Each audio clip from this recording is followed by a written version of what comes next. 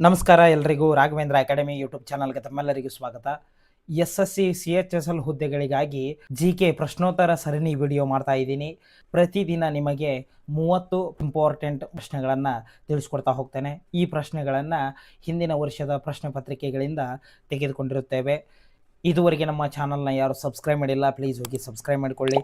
ಅದೇ ಥರ ನೀವೇನಾದರೂ SSC CHSL ಮತ್ತು MTS ಹುದ್ದೆಗೆ ತಯಾರಿಯನ್ನು ನಡೆಸ್ತಾ ಇದ್ದರೆ ನಮ್ಮ ಹತ್ರ ಕಂಪ್ಲೀಟ್ ಆನ್ಲೈನ್ ಕೋರ್ಸ್ ಇದೆ ನಮ್ಮ ರಾಘವೇಂದ್ರ ಅಕಾಡೆಮಿ ಆ್ಯಪ್ನಲ್ಲಿ.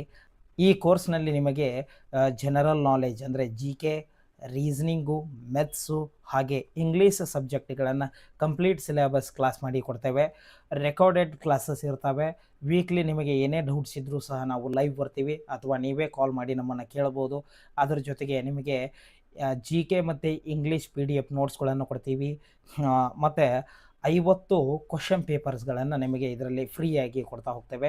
SSC CHSL ಮತ್ತು MTSದ್ದು 2 ಕ್ವಶನ್ ಪೇಪರ್ಗಳು, ನೋಟ್ಸು ಎಲ್ಲವೂ ಇರ್ತವೆ. ಈ ಕೋರ್ಸು ಕೇವಲ 999 ರೂಪಾಯಿಯಲ್ಲಿ ನಿಮಗೆ ಸಿಗ್ತಾ ಇದೆ. ಈ ಕೋರ್ಸ್ ಏನಾದರೂ ಬೇಕಾದರೆ ಇಲ್ಲಿ ವಾಟ್ಸಪ್ ನಂಬರ್ ಕಾಣ್ತಾ ಇದೆ ನೋಡಿ, ಈ ವಾಟ್ಸಪ್ ನಂಬರ್ಗಾದರೂ ಮೆಸೇಜ್ ಮಾಡಿ ಅಥವಾ ಪ್ಲೇಸ್ಟೋರ್ನಲ್ಲಿ ರಾಘವೇಂದ್ರ ಅಕಾಡೆಮಿ ಅಂತ ಆ್ಯಪ್ ಇದೆ, ಅದರಲ್ಲಿ ನೀವು ಈ ಕೋರ್ಸ್ನ ಪರ್ಚೇಸ್ ಮಾಡಬಹುದು. ಅದೇ ಥರ SSC CHSL ಹುದ್ದೆಗಳಿಗಾಗಿ 25 ಕ್ವಶನ್ ಪೇಪರ್ಗಳಿದ್ದಾವೆ. ಓಲ್ಡ್ ಕ್ವಶನ್ ಪೇಪರ್ಗಳು ಕನ್ನಡದಲ್ಲಿ ಸಿಗ್ತವೆ ನಿಮಗೆ. ಅದೇ ಥರ ಸಂಪೂರ್ಣ ಸಿಲೆಬಸ್ ಪ್ರಕಾರ GK ಮತ್ತು ಇಂಗ್ಲೀಷ್ ನೋಟ್ಸ್ಗಳು ಒಟ್ಟು 21 PDF ನೋಟ್ಸ್ಗಳು ನಿಮಗೆ ಕೇವಲ 100 ರೂಪಾಯಿಯಲ್ಲಿ ಸಿಗ್ತಾ ಇದ್ದಾವೆ. ಈ PDF ನೋಟ್ಸ್ಗಳು ಅಥವಾ ಕ್ವಶನ್ ಪೇಪರ್ಗಳು ಬೇಕಾದರೆ ಇಲ್ಲಿ ವಾಟ್ಸಪ್ ನಂಬರ್ ಕಾಣ್ತಾ ಇದೆ ನೋಡಿ, ಈ ವಾಟ್ಸಪ್ ನಂಬರ್ಗೆ ಹಾಯ್ ಅಂತ ಮೆಸೇಜ್ ಮಾಡಿ ತೆಗೆದುಕೊಳ್ಬೋದು ಅಂತ ಹೇಳ್ತಾ ಬನ್ನಿ ಇವತ್ತಿನ ವಿಡಿಯೋನ ಶುರು ಮಾಡೋಣ. ಮೊದಲನೆಯ ಪ್ರಶ್ನೆ, ಭಾರತದಲ್ಲಿ ಮೊದಲು ಸಾರ್ವತ್ರಿಕ ಚುನಾವಣೆಗಳನ್ನು ಯಾವಾಗ ನಡೆದವು?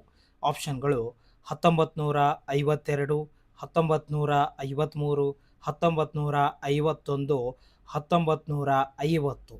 ಇದಕ್ಕೆ ಸರಿಯಾದ ಉತ್ತರ 1952ರಲ್ಲಿ ಮೊದಲ ಬಾರಿಗೆ ಸಾರ್ವತ್ರಿಕ ಚುನಾವಣೆಗಳು ನಡೆದವು. ಇನ್ನು ಎರಡನೆಯ ಪ್ರಶ್ನೆ, ಈ ಕೆಳಗಿನ ಯಾವ ರಾಜ್ಯದ ರಾಜ್ಯಪಾಲರಿಗೆ ಕೆಲವು ವಿಶೇಷ ಕಾರ್ಯಗಳ ಬಗ್ಗೆ ವಿವೇಚನಾ ಅಧಿಕಾರ ನೀಡಲಾಗಿಲ್ಲ? ಆಪ್ಷನ್ಗಳು ಅಸ್ಸಾಮು, ಉತ್ತರ ಪ್ರದೇಶ, ನಾಗಾಲ್ಯಾಂಡು, ಸಿಕ್ಕಿಂ. ಇದಕ್ಕೆ ಸರಿಯಾದ ಉತ್ತರ ಆಪ್ಷನ್ ಬಿ, ಉತ್ತರ ಪ್ರದೇಶ. ಮೂರನೆಯ ಪ್ರಶ್ನೆ, ಸಂವಿಧಾನವು ನಿಗದಿಪಡಿಸಿದ ಮಿತಿಯೊಳಗೆ ರಾಜ್ಯ ಮಂತ್ರಿ ಪರಿಷತ್ತಿನ ಸದಸ್ಯರ ನಿಜವಾದ ಸಂಖ್ಯೆಯನ್ನು ಯಾರು ನಿರ್ಧರಿಸುತ್ತಾರೆ? ಆಪ್ಷನ್ಗಳು ಮುಖ್ಯಮಂತ್ರಿ, ರಾಜ್ಯ ಶಾಸಕಾಂಗ ಸಭೆ, ರಾಜ್ಯದ ರಾಜ್ಯಪಾಲರು, ಸಂವಿಧಾನ. ಇದಕ್ಕೆ ಸರಿಯಾದ ಉತ್ತರ ಆಪ್ಷನ್ 1, ಮುಖ್ಯಮಂತ್ರಿಗಳು ನಿರ್ಧರಿಸುತ್ತಾರೆ. ನಾಲ್ಕನೆಯ ಪ್ರಶ್ನೆ, ರಾಜ್ಯಪಾಲರು ಮರಣದಂಡನೆಯನ್ನು ರದ್ದುಗೊಳಿಸಬಹುದೇ ಅಂತ ಪ್ರಶ್ನೆ. ಆಪ್ಷನ್ಗಳು ಹೌದು, ಆಪ್ಷನ್ 2 ರಾಂಗ್ ಆಗಿದೆ ಒಂದು ಸ್ವಲ್ಪ, ಆಪ್ಷನ್ ಸಿ ಇಲ್ಲ, ಯಾವುದು ಅಲ್ಲ. ಇದಕ್ಕೆ ಸರಿಯಾದ ಉತ್ತರ ಆಪ್ಷನ್ ಸಿ, ಇಲ್ಲ.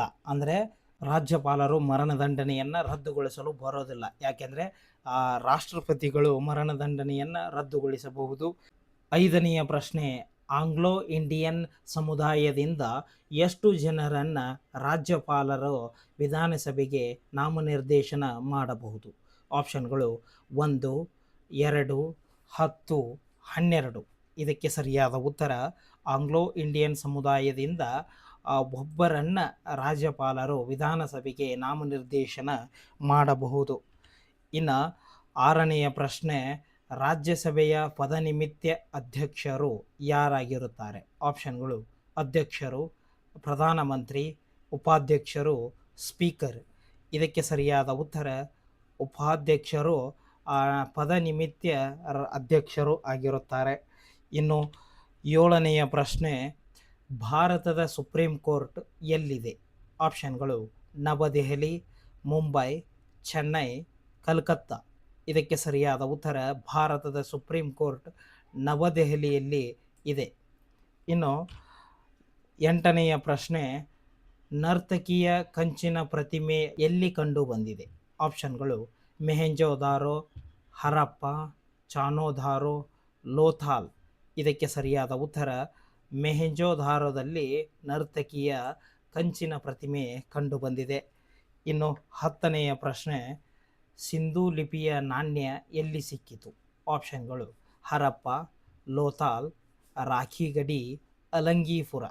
ಇದಕ್ಕೆ ಸರಿಯಾದ ಉತ್ತರ ರಾಖಿ ಗಡಿಯಲ್ಲಿ ಏನು ಸಿಂಧೂ ಲಿಪಿಯ ನಾಣ್ಯ ಕಂಡುಬಂದಿದೆ. ಇನ್ನು 11ನೆಯ ಪ್ರಶ್ನೆ, ಆರ್ಯನ್ ಪದವನ್ನು ಮೊದಲ ಬಾರಿಗೆ ಯಾವಾಗ ಉಲ್ಲೇಖಿಸಲಾಗಿದೆ? ಆಪ್ಷನ್ಗಳು ಅವೆಸ್ಟಾದಲ್ಲಿ, ದೈವಿಕ ನಿರ್ವಹಣೆಯಲ್ಲಿ, ಋಗ್ವೇದದಲ್ಲಿ, ಬೈಬಲ್ಲಿನಲ್ಲಿ. ಇದಕ್ಕೆ ಸರಿಯಾದ ಉತ್ತರ ಆರ್ಯನ್ ಎಂಬ ಪದವನ್ನು ಮೊದಲ ಬಾರಿಗೆ ಋಗ್ವೇದದಲ್ಲಿ ಉಲ್ಲೇಖಿಸಲಾಗಿದೆ. ಇನ್ನು 12ನೆಯ ಪ್ರಶ್ನೆ, ನಾಗರಿಕ ಅಸಹಕಾರ ಚಳವಳಿಯನ್ನು ಗಾಂಧೀಜಿ ಯಾವಾಗ ಕರೆದರು ಅಂತ ಪ್ರಶ್ನೆ. ಆಪ್ಷನ್ಗಳು 1929, 1930, 1931, 1932. ಇದಕ್ಕೆ ಸರಿಯಾದ ಉತ್ತರ 1930ರಲ್ಲಿ. ಇನ್ನು 13ನೆಯ ಪ್ರಶ್ನೆ, ಲಾಲಾ ಲಜಪತ್ ರಾಯ್ ಯಾರೊಂದಿಗೆ ಸಂಬಂಧ ಹೊಂದಿದ್ದರು? ಆಪ್ಷನ್ಗಳು ಭಾರತೀಯ ರಾಷ್ಟ್ರೀಯ ಕಾಂಗ್ರೆಸ್, ಆರ್ಯ ಸಮಾಜದೊಂದಿಗೆ, ಎ ಮತ್ತು ಬಿ ಎರಡೂ ಹೌದು, ಬ್ರಹ್ಮ ಸಮಾಜದೊಂದಿಗೆ. ಇದಕ್ಕೆ ಸರಿಯಾದ ಉತ್ತರ ಆಪ್ಷನ್ ಎ ಮತ್ತು ಬಿ ಎರಡೂ ಹೌದು. ಅಂದರೆ ಭಾರತೀಯ ರಾಷ್ಟ್ರೀಯ ಕಾಂಗ್ರೆಸ್ ಹಾಗೂ ಆರ್ಯ ಸಮಾಜದಲ್ಲಿ ಸಂಬಂಧವನ್ನು ಹೊಂದಿದ್ದರು. ಯಾರು? ಲಾಲಾ ಲಜಪತ್ ರಾಯ್ ಅವರು. 14ನೆಯ ಪ್ರಶ್ನೆ, ಸ್ವತಂತ್ರ ಭಾರತದ ಮೊದಲ ಉಪ ಪ್ರಧಾನಮಂತ್ರಿ ಯಾರು? ಆಪ್ಷನ್ಗಳು ಲಾಲಾ ಬಹದ್ದೂರ್ ಶಾಸ್ತ್ರಿ, ಗೋವಿಂದ ಬಲ್ಲಭ ಪಂತ್, ವಲ್ಲಭಾಯಿ ಪಟೇಲ್, ಮೊರಾರ್ಜಿ ದೇಸಾಯಿ. ಇದಕ್ಕೆ ಸರಿಯಾದ ಉತ್ತರ ವಲ್ಲಭಾಯಿ ಪಟೇಲ್. ಇನ್ನು 15ನೆಯ ಪ್ರಶ್ನೆ, ಭಾರತದ ವಿಭಜನೆಗಾಗಿ 1947 ಜೂನ್ 3ರ ಯೋಜನೆಯನ್ನು ಏನೆಂದು ಕರೆಯುತ್ತಾರೆ? ಆಪ್ಷನ್ಗಳು ಮೌಂಟ್ ಬ್ಯಾಟನ್ ಯೋಜನೆ, ಕ್ರಿಪ್ಸ್ ಯೋಜನೆ, ಕ್ಯಾಬಿನೆಟ್ ಮಿಷನ್ ವೇವೆಲ್ ಯೋಜನೆ. ಇದಕ್ಕೆ ಸರಿಯಾದ ಉತ್ತರ ಮೌಂಟ್ ಬ್ಯಾಟನ್ ಯೋಜನೆ ಅಂತ ಕರೀತಾರೆ. ಇನ್ನು 16ನೆಯ ಪ್ರಶ್ನೆ, ಭಾರತೀಯ ಸ್ವತಂತ್ರ ಸಂಗ್ರಾಮ ಪುಸ್ತಕದ ಲೇಖಕರು ಯಾರು? ಆಪ್ಷನ್ಗಳು ಲಾಲಾ ಲಜಪತ್ ರಾಯ್, ಚಂದ್ರಶೇಖರ್ ಆಜಾದ್, ಮೌಲಾನಾ ಆಜಾದ್, ವಿ ಡಿ ಸಾವರ್ಕರ್. ಇದಕ್ಕೆ ಸರಿಯಾದ ಉತ್ತರ ಭಾರತೀಯ ಸ್ವತಂತ್ರ ಸಂಗ್ರಾಮ ಪುಸ್ತಕದ ಲೇಖಕರು ವಿ ಡಿ ಸಾವರ್ಕರ್. ಇನ್ನು 17ನೆಯ ಪ್ರಶ್ನೆ, ಹಂಟರ್ ಆಯೋಗವು ಯಾವುದರ ಅಭಿವೃದ್ಧಿಗೆ ವಿಶೇಷ ಒತ್ತು ನೀಡಿತು? ಆಪ್ಷನ್ಗಳು ಮಹಿಳಾ ಶಿಕ್ಷಣ, ವಿಶ್ವವಿದ್ಯಾನಿಲಯ ಶಿಕ್ಷಣ, ಪ್ರಾಥಮಿಕ ಶಿಕ್ಷಣ, ಉನ್ನತ ಶಿಕ್ಷಣ. ಇದಕ್ಕೆ ಸರಿಯಾದ ಉತ್ತರ ಪ್ರಾಥಮಿಕ ಶಿಕ್ಷಣಕ್ಕೆ ಹೆಚ್ಚು ಒತ್ತು ನೀಡಿತು. ಇನ್ನು 18ನೆಯ ಪ್ರಶ್ನೆ, ಸತಿ ಪದ್ಧತಿಯನ್ನು ನಿಷೇಧಿಸುವಲ್ಲಿ ಯಾರ ಕೊಡುಗೆ ಪ್ರಮುಖವಾಗಿದೆ? ಆಪ್ಷನ್ಗಳು ರಾಜಾರಾಮ್ ಮೋಹನ್ ರಾಯ್, ಸರ್ ಸೈಯದ್ ಅಹಮದ್, ದಯಾನಂದ ಸರಸ್ವತಿ, ಸ್ವಾಮಿ ವಿವೇಕಾನಂದ. ಇದಕ್ಕೆ ಸರಿಯಾದ ಉತ್ತರ ರಾಜಾರಾಮ್ ಮೋಹನ್ ರಾಯ್ ಅವರು ಸತಿ ಪದ್ಧತಿಗೆ ನಿಷೇಧಿಸುವಲ್ಲಿ ಪ್ರಮುಖ ಪಾತ್ರವನ್ನು ವಹಿಸಿದರು. ಇನ್ನು 19ನೆಯ ಪ್ರಶ್ನೆ, ಭಾರತೀಯ ರಾಷ್ಟ್ರೀಯ ಕಾಂಗ್ರೆಸ್ನ ಮೊದಲ ಅಧಿವೇಶನ ಯಾವಾಗ ನಡೆಯಿತು? ಆಪ್ಷನ್ಗಳು 1885 ಬಾಂಬೆಯಲ್ಲಿ, 1885 ಕೋಲ್ಕತ್ತಾ, 1886 ಬಾಂಬೆ, 1886 ದೆಹಲಿ. ಇದಕ್ಕೆ ಸರಿಯಾದ ಉತ್ತರ 1885 ಬಾಂಬೆಯಲ್ಲಿ ಭಾರತೀಯ ರಾಷ್ಟ್ರೀಯ ಕಾಂಗ್ರೆಸ್ ಮೊದಲ ಅಧಿವೇಶನ ನಡೆಯಿತು. 20ನೆಯ ಪ್ರಶ್ನೆ, ಫೋರ್ಟ್ ವಿಲಿಯಮ್ಸ್ ಕಾಲೇಜು ಕಲ್ಕತ್ತಾದಲ್ಲಿ ಯಾರಿಂದ ಸ್ಥಾಪಿಸಲಾಯಿತು ಅಂತ ಪ್ರಶ್ನೆ. ಆಪ್ಷನ್ಗಳು lord William Bentinck, Warren Hasting, lord Wellesley, lord Minto. ಇದಕ್ಕೆ ಸರಿಯಾದ ಉತ್ತರ ಲಾರ್ಡ್ ವೆಲ್ಲೆಸ್ಲಿ ಅವರಿಂದ ಈ ಫೋರ್ಟ್ ವಿಲಿಯಂ ಕಾಲೇಜು ಕಲ್ಕತ್ತಾದಲ್ಲಿ ಸ್ಥಾಪನೆಯಾಯಿತು. ಇನ್ನು 21ನೆಯ ಪ್ರಶ್ನೆ, 1905ರ ವಿಭಜನೆಯ ನಂತರ ಬಂಗಾಳ ಯಾವಾಗ ಮತ್ತೆ ಒಂದಾಯಿತು? ಆಪ್ಷನ್ಗಳು 1909, 1911, 1910, 1912. ಇದಕ್ಕೆ ಸರಿಯಾದ ಉತ್ತರ 1911ರಲ್ಲಿ 1905 ವಿಭಜನೆಯ ನಂತರ ಬಂಗಾಳ ಮತ್ತೆ 1911ರಲ್ಲಿ ಒಂದಾಯಿತು. 22ನೆಯ ಪ್ರಶ್ನೆ, 1917ರಲ್ಲಿ ಗಾಂಧೀಜಿ ಯಾರ ಕೋರಿಕೆಯ ಮೇರೆಗೆ ಚಂಪಾರಣ್ಗೆ ಭೇಟಿಯನ್ನು ನೀಡಿದರು? ಆಪ್ಷನ್ಗಳು ರಾಜ್ಕುಮಾರ್ ಶುಕ್ಲಾ, JB ಕೃಪಲಾನಿ, ರಾಜೇಂದ್ರ ಪ್ರಸಾದ್, ಮೋತಿಲಾಲ್ ನೆಹರು.